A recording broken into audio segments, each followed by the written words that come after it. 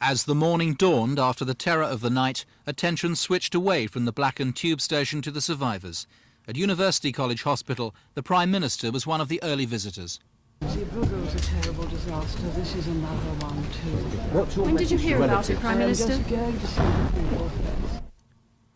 There were 7 patients for her to see. The low number of survivors was itself a measure of how severe the fire had been. 3 are in intensive care and 2 on life support machines. One man has 70% burns and will need extensive facial surgery. But despite their terrible injuries, the others were already telling stories of a nightmare. Most of them were on the escalator and were aware of a very severe and sudden flash, which was the ball of fire, and that's how they have described it.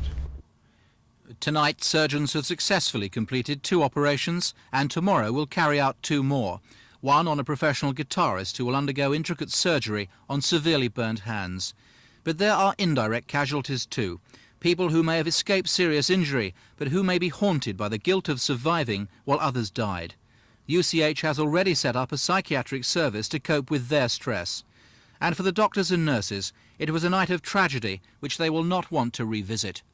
The way that the staff responded last night, particularly when we were in a situation as being receivers of not knowing how many more patients or how many more bodies were coming to the hospital, I think all the staff pulled together quite magnificently.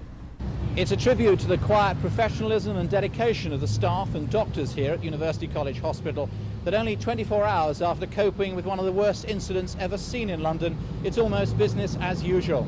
Tonight at UCH, there's a feeling of calm, but one suffused with a certain feeling of horror.